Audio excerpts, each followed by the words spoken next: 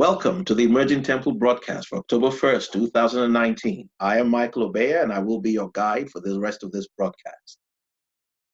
On these broadcasts, we analyze current events within the context of God's plan for mankind, which plan is to bring some into governance with him in a government that shall be established in the fullness of time. Before we go any further, I would like to encourage you to like and subscribe to our page at YouTube, and also to hit the notification button at the bottom of the screen so you can get alerts at any time we upload new videos. Today, we want to discuss the topic of Brexit. Most people have heard the term Brexit, but they don't fully appreciate or understand its relevance to the fullness of times and the crisis that is coming upon the earth.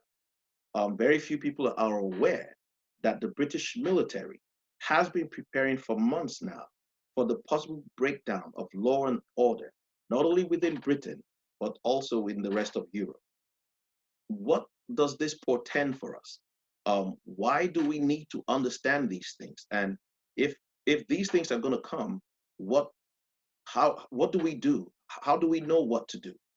That's what the context of today's video is going to look at. But as usual, before we go any further, I'd like to share a clip with you on the British military's preparation for breakdown of law and order in not only Britain, but in Europe.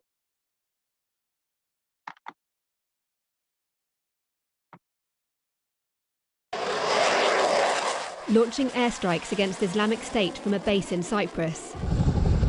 Protecting commercial ships passing through the Strait of Gibraltar. Defending the Falkland Islands.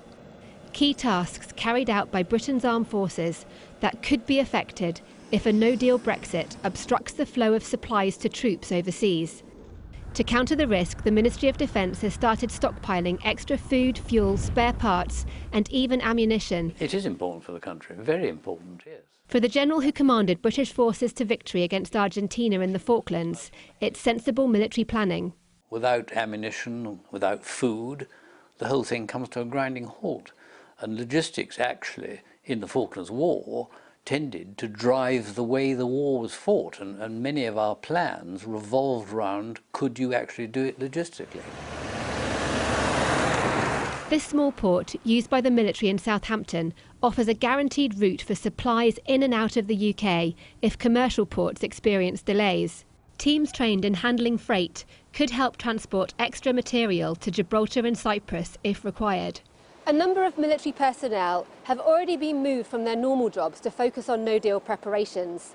This isn't a sign that defence chiefs believe there will definitely be problems, but it is evidence of the need for the armed forces to be prepared in case there are any disruptions. Military bases in the UK are also building up their stores to ensure troops don't run out of fuel or food if there's any disruption to imports. But officers say cost-saving cuts to improve efficiency in recent decades have left the armed forces less resilient. Having lots of everything is a really inefficient way of doing business, and in the same way that we've seen the NHS desiring not to hold 2 weeks' worth of particular drugs, but having them only 2 days, but having a very efficient just-in-time logistics supply chain. So the military has been doing similar things.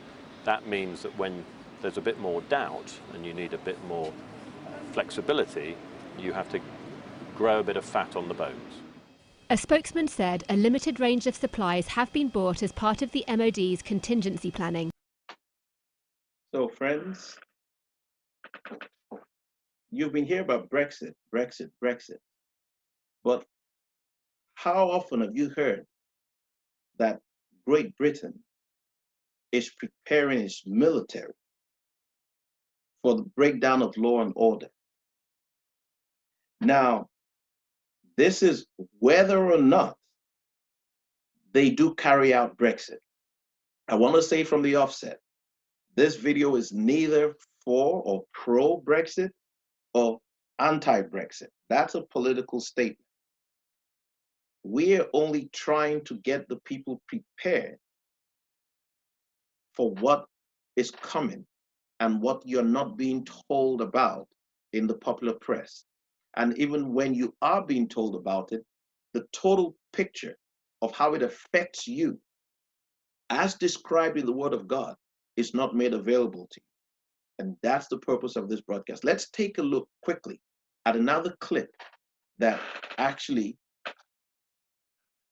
buttresses what we just saw.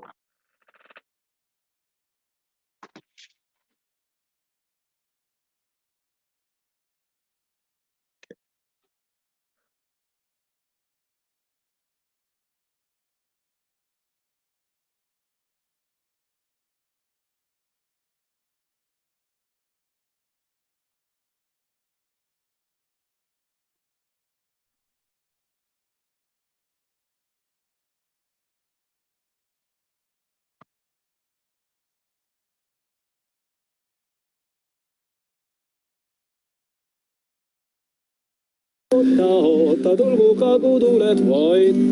and song on the streets of Tallinn, where there's little doubt about the top defence priority, deterring the threat posed by neighbouring Russia.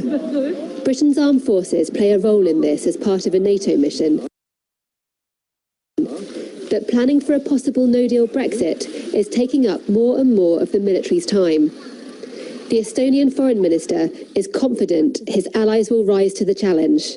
I'm pretty confident that they will be able to handle the national security issues at the time of even no-deal Brexit, should that happen. Sky News can reveal the top civil servant at the Ministry of Defence has said preparing for a withdrawal from the European Union without a deal is his department's highest priority.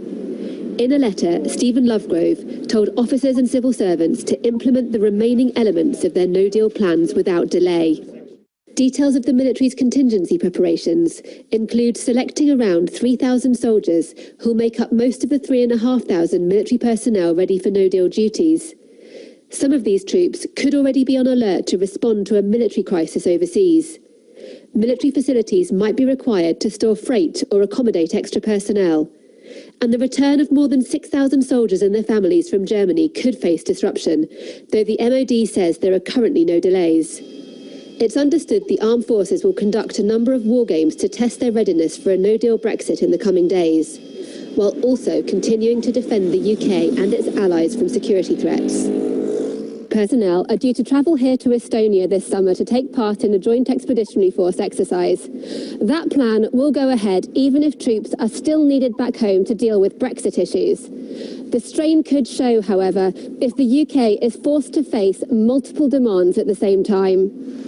This could be in the form of Brexit disruption, a terrorist attack and an emergency abroad.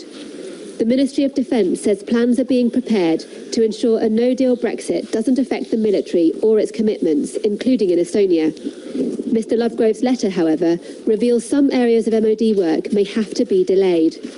European allies will be watching to see what happens next. Deborah Haynes, Sky News, Tallinn. My friends, did you hear that? The military is being prepared in the event of an economic collapse. Now, they didn't say anything about any country invading another country. The military is being prepared to confront civilians. Now, you think, oh, this is going on in Britain. This is far away from me. This is going on in Germany or Europe. This is going to come to whatever country you are in right now, watching and listening to. Britain is not a paper country. Britain is one of the oldest, most stable countries in the world. Now, let's analyze how it got to this position. In 1945, Great Britain and the United States formed the core of the Allied group that defeated Germany in the Second World War. At the end of that war, all the European countries, including Great Britain, had their industrial infrastructure destroyed, and only the United States had the military and economic capacity to rebuild those nations. And it gave them a deal, which is referred to as the Marshall Plan, in which the United States would lend at that time $700 billion to rebuild Europe. But there were certain conditions that Europe had to meet to be able to repay that money and guarantee the United States return on its investment. One, the individual economies of many of those countries were small. So to give themselves the clout, they decided to form something called the EEC, the European Economic Commission. That went into effect some 10, 20 years after World War II. And this became the heart of what we today refer to as the EU, the European Union. As time went on, they discovered that, look, yes, we're rebuilding ourselves industrially, but we all have different currencies. The Germans had the Deutsche Mark, the French had the French franc, the Italians had the lira, Britain had the pound. And they came together and said, look, why don't we have one currency? If we have one currency, we will be stronger. We'll have a currency that can compete with the yen, a currency that will compete with the dollar in the world market. And Great Britain, at that time, certain members of their parliament, the House of Lords, their elites, were uncomfortable with putting themselves in a currency in which Germany might be the dominant partner in this program. And so what they did was they said to themselves, look, we will stay with the European Union, but we're going to keep control of our currency, the British pound. We're not going to submit it to the European Union. They can go ahead and have their European money, but we will keep our British pound, but we'll participate in everything else. And that included open borders for Europeans to be able to go from one country to another wherever their services were needed, etc., etc. Well, a few days back, we did a video on migration, illegal migration worldwide. And that is somehow tied into what is going on now. So you have people who have come into Southern Europe from wherever else in the whole world, and now they have free access to get into Britain, to get into France, to get into Germany. And these rich, big countries have their populations who are saying, wait, this isn't what we signed up for. Okay, what's going on? In 2008, there was a financial crisis. And that crisis demonstrated to citizens of countries like Great Britain and the United States that the idea of a one currency for multiple nations was a dangerous thing. Because when the pigs, and pig stands for Portugal, Italy, Greece, and Spain, when they had the economic turmoil, they could have brought themselves out of their recession the way the United States had done by printing more money, what they refer to as quantitative easing. They couldn't do that because they no longer had control of printing of their own money. They had given that to the European Union. And so they went through a terrible time. You remember what was going on in Portugal, what was homeless people, riots on the streets in Greece, and so on, which brought a lot of far right and far left parties into power. Now, fast forward to today, Britain can see Germany dominating the European Union. They can't compete because there's limits on what they can do based on their agreements with the European Union. But within the contract and agreement they had for the European Union, they're free to leave the European Union based on certain conditions. They feel they have met those conditions, they've had the vote, and the people have voted for them to leave. But there are powerful interests that say, no, you just can't leave. And I don't want to get into too many nitty-gritty details, but I want to send you on a path, okay? Because we're going to circle back to us and see exactly how this connects to us. So now you've heard the general gist of this situation. let's see how that affects you. Now, remember, someone else has taken control of printing money for a country. So Greece does not have control on whether they can print money for Greeks. Spain doesn't have control. So if Spain needs money, cash money to do things, they need to look to someone else to say, okay, yeah, we'll print money for you. Let's take a look and see what your GDP did. What, you want 100? You want 100,000? No. You can only get 10. Now, when they had their own right to print their own money, they could print as much as they needed, regardless of what was going on. Now, those who know a little bit about economics can explain this to you and how you sometimes print more money than you actually, have goods and services, demanding to keep the economy afloat. But that's something different. And not being able to do that is a recipe for disaster. And that is what happened in a small country like Greece. Now, when that begins to occur in the United States, in Great Britain, in France, then we're talking about nuclear powers here. They're going to do anything to stay on top. They're not Greece. Britain is not Greece. Britain is not a pushover, okay? These are superpowers. Now, who is behind this? The Antichrist. I say over and over again, look at the person behind the scene, the spirit that motivates the events on earth at this moment is the Antichrist. And he is putting his pieces in strategic locations for the ushering in of the one world government, which the scriptures have warned us that would come. And it said a time will come when people will never be able to buy or sell except they receive the mark of the beast. Now, why don't we just look in scripture for a moment and see what it says about this time, okay?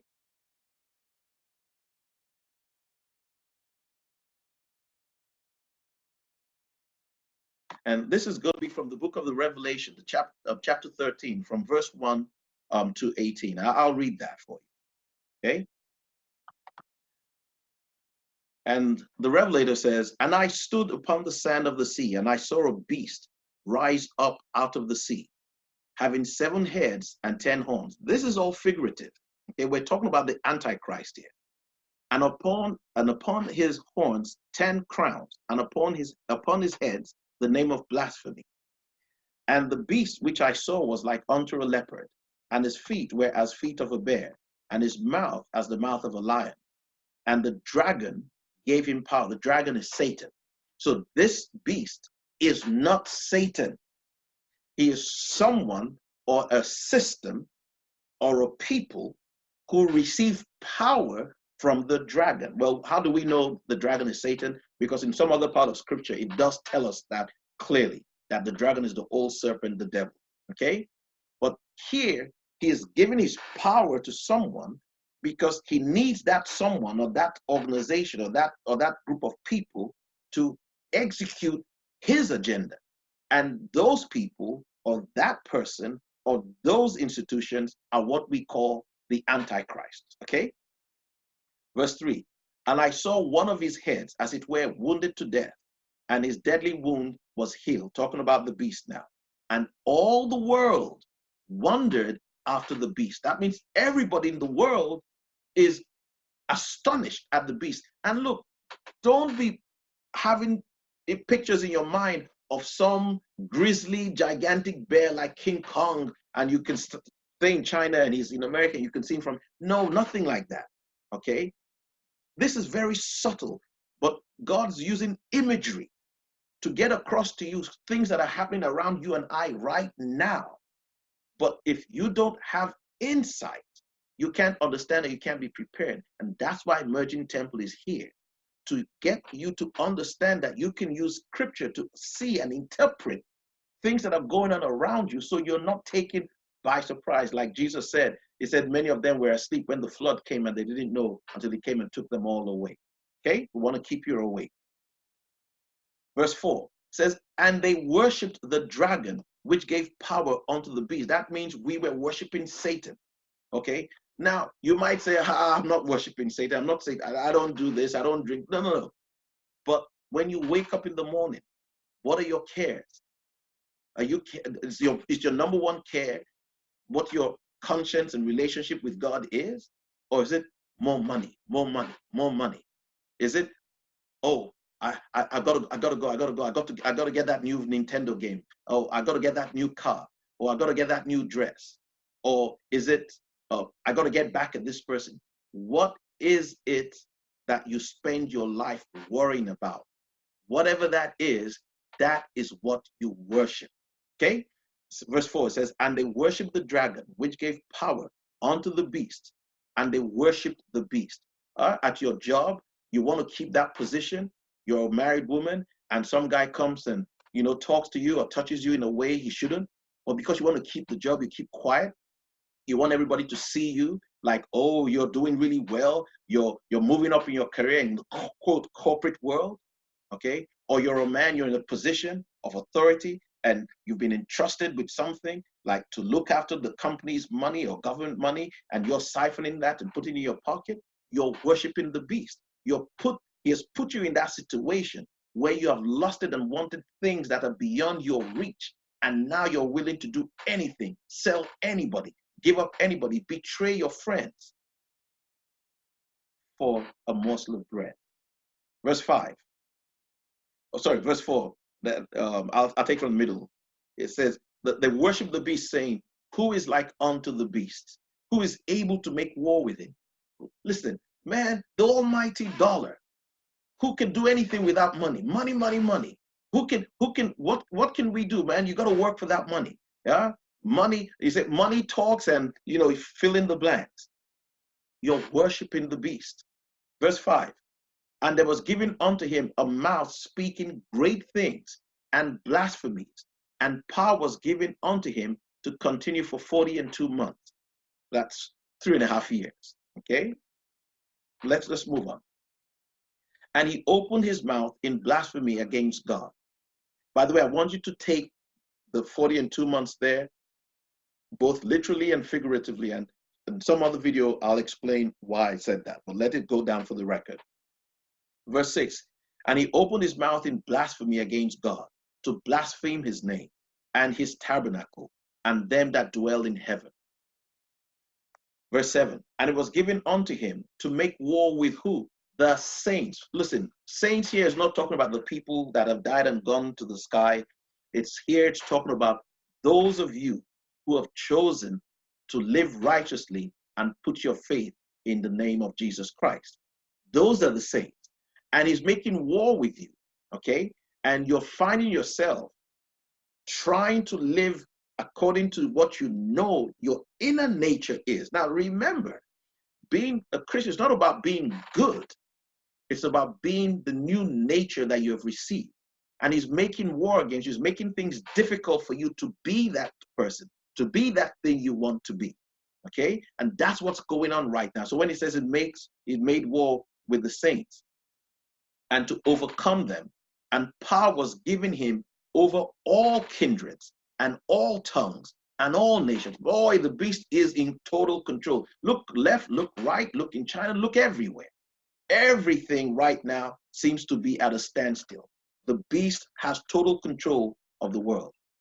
Verse 8, and all that dwell upon the earth shall worship him, whose names are not written in the book of life of the Lamb, slain from the foundation of the world. Verse 9, if any man have an ear, let him hear. He that leadeth into captivity shall go into captivity. He that killeth with the sword must be killed with the sword. Here is the patience and faith of the saints. So if you are sacrificing your brother or your sister because you want to survive, and when I say sacrifice, I mean you're betraying them. Okay? You're betraying them. You're betraying your loved ones. You're betraying your family. You're betraying your community because you want to get to the next level that the beast has put for you as an attainment. It says you will get in return everything that you have given out. Verse 11, it says, and I beheld, And another beast came up out of the earth, and he had two horns like a lamb, and he spake as a dragon. Now, friends, this is the same Antichrist, okay? We're talking figuratively here, okay? Verse 12, and he exercised all the power of the first beast before him. Is this for purposes of you and I? It's the same person. It's the same power. It's the same force at work. And he caused the earth, and them which dwell therein, to worship the first beast, whose deadly wound was healed. And he doeth great wonders, so that he maketh first fire come down from heaven on the earth in the sight of men. Now, this aspect of him is more religious. He now wants to control you through religion. The first one controlled you through economic means, through political means. This now is the religious aspect of the beast, the nature of the beast. Verse 14, see this.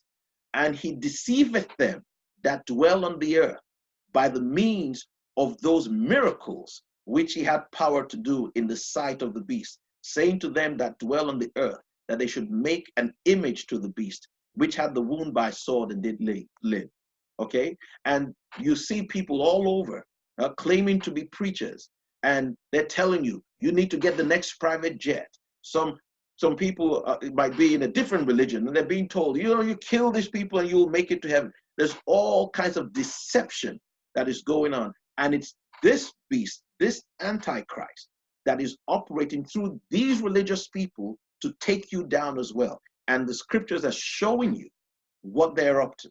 Okay? Verse 15, and he had power to give life unto the image of the beast, that the image of the beast should both speak and cause that as many as would not worship the image of the beast should be killed.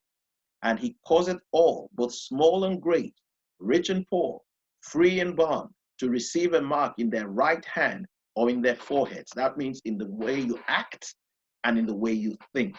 Verse 17, and that no man might buy or sell, save he that hath the mark, or the name of the beast, or the number of his name. Here is wisdom. Let him that hath understanding count the number of the beast, for it is the number of man, and his number is 666. 6 is the number of man. 3 times means the end of man. This will be the final government of man before the government of God is established upon the earth. Okay? We started off by telling you about this. Now, you need to be able to understand that Brexit is not happening in isolation. It's a preparation for martial law, not only in Britain, France, but also in China, in Hong Kong, in Washington, D.C., in Lagos, Nigeria, wherever it is, in Latin America.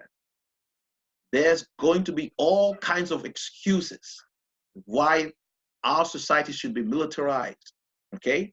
And you will no longer have the freedom to worship and to talk about God the way we're talking today. This is because when you talk about God and you bring the word of God, you give people hope, you give people character, you give people fortitude, and people are able to resist wickedness. And that's why they have to come against the spiritual aspect and make you dichotomize that which is spiritual from that which is social. But that which is social is being effectuated by that which is spiritual. So you must understand the spiritual dimension of things that are social. Now, I have one more scripture to share with you, and this is, you probably know about this. This is where Jesus went into the temple and flogged out the money changers. And I want you to understand that Jesus didn't just do things because it felt like a good idea to him. He said he can do nothing except he sees his Father in heaven do it. Okay, so let's look at the book of Matthew, chapter 21. The book of Matthew, chapter 21. Okay, and we'll verse 12 and 13. Okay, we'll soon be wrapping up here. Okay, it says, book of Matthew, chapter 21, verse 12 and 13. And Jesus went into the temple of God and cast out all them that sold and bought in the temple, and overthrew the tables of the money changers, and the seats of them that sold doves, and said unto them, It is written, My house shall be called the house of prayer, but ye have made it a den of thieves. Now, while this looks like a small isolated scripture, you can see here that the temple there is symbolic of the place of religion, a place of worship, a place of supposed to be of godliness. But what has come in here? What has come in here? It says throughout them that had all these quote animals, right? Money changers. They sold doves and birds and all kinds of things. The purpose for which this place was originally for has been changed. And Jesus comes now and he's doing this here as an example for you and I on what he's coming to do on earth in the not too distant future. And we're trying to get ourselves ready so we won't be like those guys who got, let's just say, got their behind given to them by Jesus when he came there with his stick and dealt with them. You don't want that happening to you. I don't want that happening to me. Okay? Now, the money changers here didn't change money for free. They made a profit on it. They charged an interest on it.